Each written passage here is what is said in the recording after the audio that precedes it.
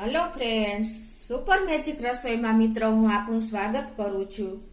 આજે હું બાર ફરસાણ વાળા લોકો જે બનાવે છે એ જ રીતના હું ફાફડી ગાંઠિયા બનાવવા જઈ રહી છું, જે હું તમને પરફેક્ટ માપ સાથે અને ફૂલ પ્રૂફ સાથે આ ગાંઠિયા બતાવીશ મિત્રો।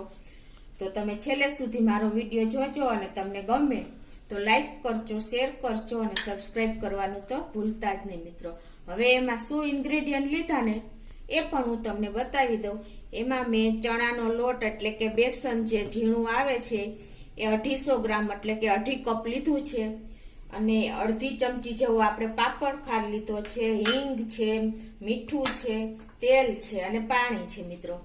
આટલા ઇન્ગ્રેડિયન્ટ આપણે જોશે। તો આપણે હવે પાપડી ગાંઠિયા બનાવવાનું ચાલુ કરીએ। પાપડી ગાંઠિયા બનાવવા માટે આપણે પરફેક્ટ લોટ બાંધવો અને તેને કેવી રીતે મસળવો એ પણ હું તમને બતાવીશ। આ પાપડી ગાંઠિયા એકદમ પોચા અને બહારથી ક્રિસ્પી એવા ફરસાણની દુકાન જેવા જ બનશે મિત્રો। તો આપણે હવે બનાવવાનું ચાલુ કરી દઈએ। એના માટે મેં તમને કીધું એમ મેં 250 લોટ લીધો છે। એના માટે પહેલા આપણે 1/2 કપ એટલે કે 100 ml આપણે તેલ લેશું।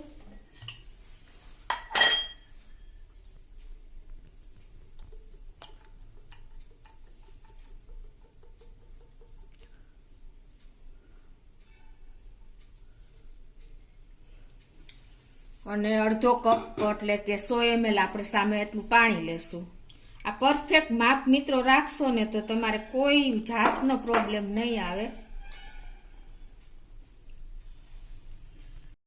હવે એમાં આપણે અડધી ચમચી જેવો પાપડ ખાર નાખશું। પાપડ ખાર આથી વધારે નથી નાખવાનો મિત્રો, અને જો તમારી પાસે પાપડ ખાર ન હોય તો તમે સોડા પણ નાખી શકો છો, ખાવાનો સોડા જે આપણે આવે છે એ। અને પરફેક્ટ રિઝલ્ટ તો મિત્રો આપણને પાપડ ખારથી જ મળશે, એટલે બને ત્યાં સુધી તમારે પાપડ ખાર જ ઉપયોગ કરવાનો। અને અડધી ચમચી જેવું આપણે મીઠું ટેસ્ટ એકોર્ડિંગ નાખી દેશું।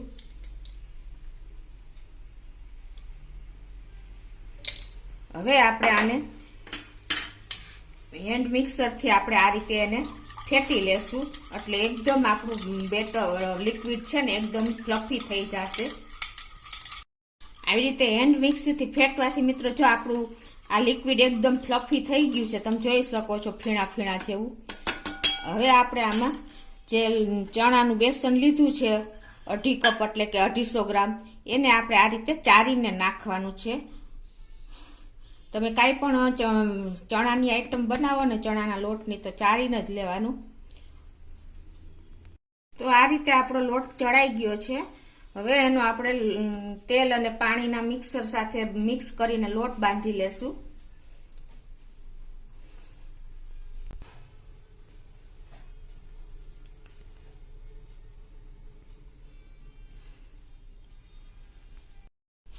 તો મિત્રો જો આપણો લોટ બંધાઈ ગયો છે, તમે જોઈ શકો છો પરફેક્ટ આપણું પાણી અને તેલનું માપ હતું, એટલે કાંઈ આપણે બહારનું પાણી વધારે જોયું જ નથી। આ રીતે તમારે લોટ બાંધવાનો છે। પણ મિત્રો આ લોટ આપણે હજી ગાંઠિયા બનાવવા માટે પરફેક્ટ નથી, તો એના માટે હવે આપણે એને મસળવો પડશે। તો એના માટે અત્યારે મેં 1 કપ પાણી લીધું છે, અને આવી રીતે આપણે થોડું થોડું પાણી નાખતું જવાનું અને લોટ કસરતો જવાનો મિત્રો। આ રીતે એકી સાથે બધું પાણી નથી નાખવાનું, પણ આ રીતે તમારે થોડું થોડું પાણી એડ કરતું જવાનું, અને આ રીતે તમારે ગાંઠિયા બનાવવા માટે પરફેક્ટ કન્સિસ્ટન્સી હું તમને બતાવું એ રીતે કરવાની છે। તો મિત્રો જો આપણે આ રીતે મેં એકદમ સરસ લોટને 5 થી 7 મિનિટ આવી રીતે પાણી મારા 1/4 કપ જેટલું પાણી જોયું છે મિત્રો, જરા થોડું થોડું એડ કરતી ગઈ અને લોટ આપણો ગાંઠિયા પાપડી બનાવવા માટે રેડી કર્યો છે। તમે જોઈ શકો છો આ રીતનો એકદમ લાઇટ યેલો કલર આપણે લોટ થઈ જાય મસરીને, એટલે એકદમ ફીણી, એટલે આ રીતે તમારે ફીણતો જવાનો છે આવી રીતે। હવે આપણો આ લોટ જો પરફેક્ટ થઈ ગયો છે ગાંઠિયા બનાવવા માટેનો મિત્રો, હવે એને આપણે તેલવાળો હાથ કરીને પછી આપણે ગાંઠિયા બનાવવાનું ચાલુ કરશું। આ રીતે આપણે પછી નીચેથી ચપેથી કે તમારે ચમચેથી લઈ લેવાનો છે, આ રીતે હાથ ક્લીન કરીને। આપણો લોટ જો પરફેક્ટ થઈ ગયો છે તો આપણે તેલ વાળો હાથ કરીને આ રીતે અને એને આપણે હાથમાં લઈ લેવાનો છે. અને આજે આપણે આ ઝારા ટ્રેડિશનલ ઝારાથી આ ગાંઠિયા બનાવવાના છીએ આ રીતનો. અને સંચો પણ આપણે જે આવે છે એનાથી પણ આપણે બતાવશું મિત્રો.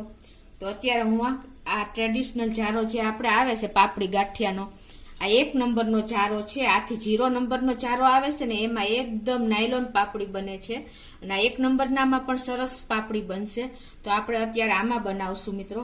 તો એના માટે મેં પેલા તેલ વાળો હાથ કરી લીધો છે અને હવે એમાં આપણે લોટ લઈ લેશું. પેલા આપણે જો ગેસ ઉપર તેલ પણ ગરમ કરવા મૂકી દીધું છે અને આપણું તેલ ગરમ થાય એટલે આપણે ચાલુ કરીએ. મિત્રો જો આપણું તેલ બરાબર ગરમ થયું છે કે નહીં એ ચેક કરવા માટે તમારે સહેજ લોટની ગોળી નાખવાની. અને જો લોટની ગોળી આપણે ઉપર આવે મિત્રો તો આપણું પરફેક્ટ જો ઉપર આવી ગઈ છે, આપણું તેલ પરફેક્ટ ગરમ થઈ ગયું છે. હવે આપણે આ રીતે તેલ વાળો હાથ કરીને આપણે આ લોટ લઈ લેવાનો છે હાથ ઉપર. અને અહીંયા આપણે આ જે પાપડી ઝારાનો ગાંઠિયો છે આ સેટ કરી દેવાનો છે અને ગેસની ફ્લેમ મીડિયમ રાખવાની છે. અત્યારે પેલા તમે જ્યારે પાપડી પાડો ને તેલ ગરમ થઈ ગયું છે ને તો પાપડી પાડો ને ત્યારે તમારે ગેસની ફ્લેમ સ્લો કરી નાખવાની એટલે તમારો ઝારો ગરમ ન થાય. અને હવે એને આપણે આ ઝારાને તેલથી આ રીતે ગ્રીસ કરી લેવાનો એટલે આપણો લોટ બહુ ચોટે નહીં. તમે જોઈ શકો છો. અને આ બાજુ આપણે હવે પાણી વાળો હાથ કરતા જાશું આમ. અને આપણો લોટ જે તૈયાર કર્યો છે એ આ રીતે તમારે હાથ ઉપર લઈ લેવાનો અને આ રીતે તમારે ઝારામાં સેટ કરી દેવાનો મિત્રો. અને તમારે ઇઝીલી આ રીતે તમારે જો આ હથેળીની જે આ ભાગ હોય ને એનાથી તમારે આ રીતે પાપડી પાડતી જવાની છે મિત્રો. આને ઘસતો જવાનો છે અંદરથી આ રીતે બહારની સાઈડ જાય ને એ રીતે તમારે આ રીતે બહારની સાઈડથી પાછો હાથ ઊંચો કરી લેવાનો અને પાછો આ રીતે તમારે ઝારામાં ઘસવાનો છે. તો તમારી પાપડી ઇઝીલી સરસ પડી જશે મિત્રો. થોડુંક તમારે કેર કરવાનું, ધ્યાન રાખવાનું કે આપણું તેલ છે ગરમ તો ઝારો ન ઉચકે. લોયામાં પરફેક્ટ તમારે ઝારાને બેલેન્સ રાખવાનું છે.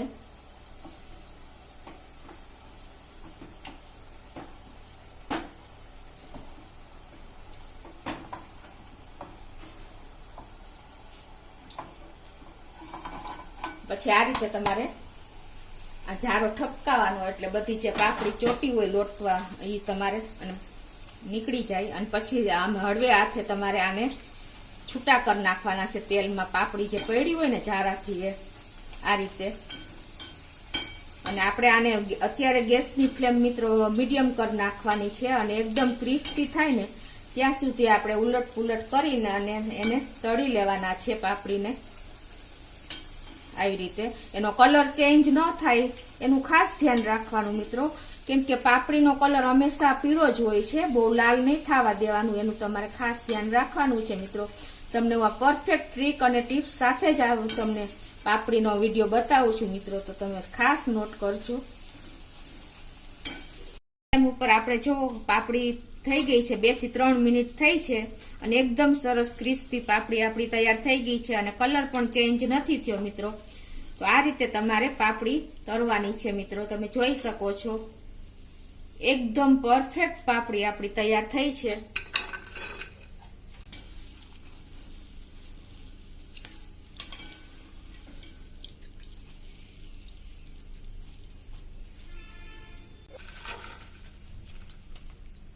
તો હવે આ ગરમ ગરમ પાપડી ઉપર મિત્રો આપણે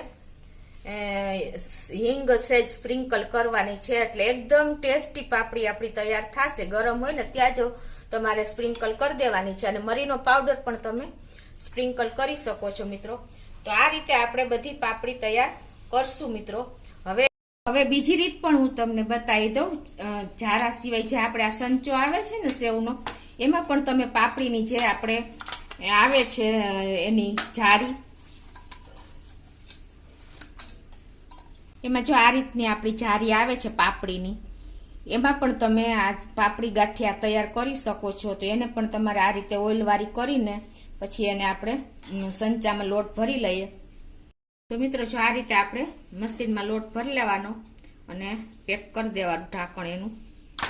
સંચો બંધ કરીને પછી આપણે આ પાપડી ગાંઠિયા પાડશું સંચામાં. મસ્ત જે સેવનો આવે છે એ આ રીતે તમારે, જો તમે જોઈ શકો છો કે લાંબી લાંબી સ્ટ્રીપમાં આવી રીતે પડતા જાય છે. આપણે સંચો ગોળ ગોળ ફેરવતો જવાનો મિત્રો.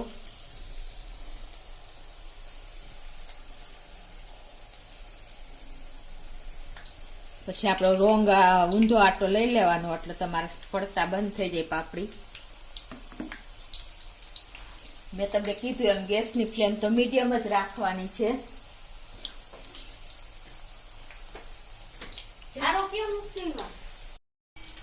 તો એને હવે આપણે આ રીતે પછી પલટી લેવાનું છે. કલર ચેન્જ નથી થવાનો. ગેસની ફ્લેમ મીડિયમ જ રાખવાની, તમે જોઈ શકો છો.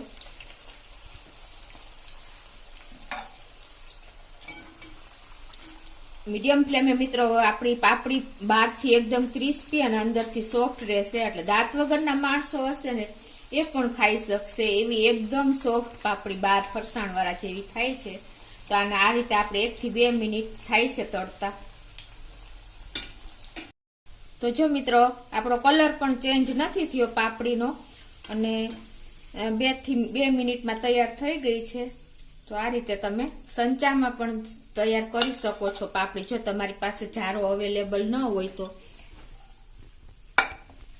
ગરમ ગરમ હોય ને ત્યાં જ જો આપણે હવે આની માથે હિંગ સ્પ્રિંકલ કરી દઈએ એટલે એને સ્ટીક થઈ જાય. એટલે ટેસ્ટી આપણા ગાંઠિયા પાપડી તૈયાર થઈ ગયા છે મિત્રો. તો તમે જોઈ શકો છો કે પરફેક્ટ માપ સાથે મેં તમને પાપડી ગાંઠિયાની મેથડ બતાવી છે. તો તમે મિત્રો આ રીતે ચોક્કસ ટ્રાય કરજો અને મને કોમેન્ટ બોક્સમાં જણાવજો કે આપણા પાપડી ગાંઠિયા કેવા બન્યા. અને તમને મારો વિડીયો ગમે તો લાઈક કરજો, શેર કરજો અને સબસ્ક્રાઇબ કરવાનું તો ભૂલતા જ નહીં.